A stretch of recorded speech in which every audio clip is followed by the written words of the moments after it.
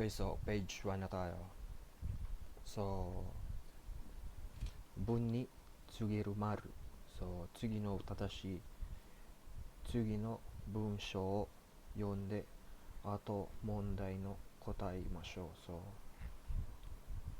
文を書くときは丸をつけましょう。So, kapag katapos ng sentence, kailangan natin ilagay ng maru. Ayun ang ibig sabihin. So, maru. いつどこでマルするはマル。So, ayun yung ibig sabihin ng maru. Sabihin, period. So, ino ga hoeru. Sabihin ng hoeru, tumatahol. Hoeru. De, maru. Tapos na yan, isang sentence. So, next naman, boku ga boru o keru. Maru. De, maru. De, maru wa 文の終わりにつけましょう。So, period. Ibig sabihin yun. So, lalagyan ng period kapag tapos ng sentence. So, next.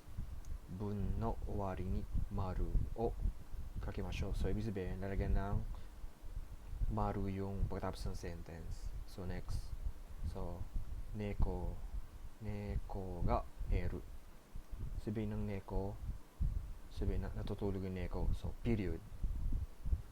Koi ga oyogu. Sabihin ng koi, saka na ng pangalan na saka na yung koi. Ga oyogu. Sabihin lumalangoy. Komo maru. Akai hana ga saku. Sabihin ng saku, bloom. Maru.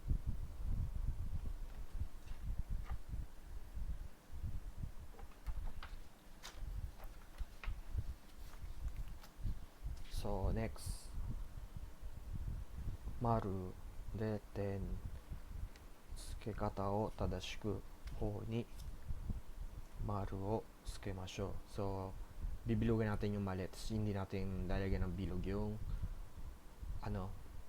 yung mali. So, i-explain ko ba't mali. Tapos, ito yung tama. So, ito yun. Inu ga hashiru. Sabihin na hashiru, tumatakbo. So, inu ga de maru. Diba okashi? Hindi siya maru agad. So, kingyo ga de maru. Sabihin malito.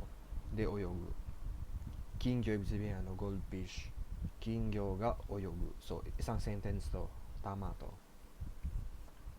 De, boku ga maru. Sabihin malito. Boru o keru. Malito. So, ito yung tama. So, boku ga boru o keru.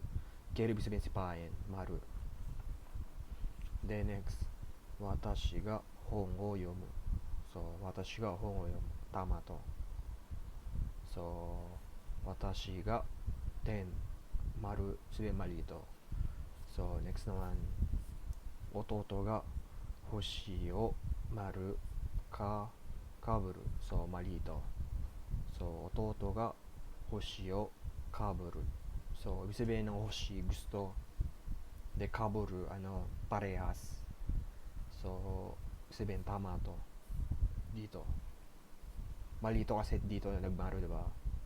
So, ito yung pag-aaralan natin, yung maru. Sabihin kung saan tapos yung sentence, lalagyan ng bilog. Ng maru, sabihin, period.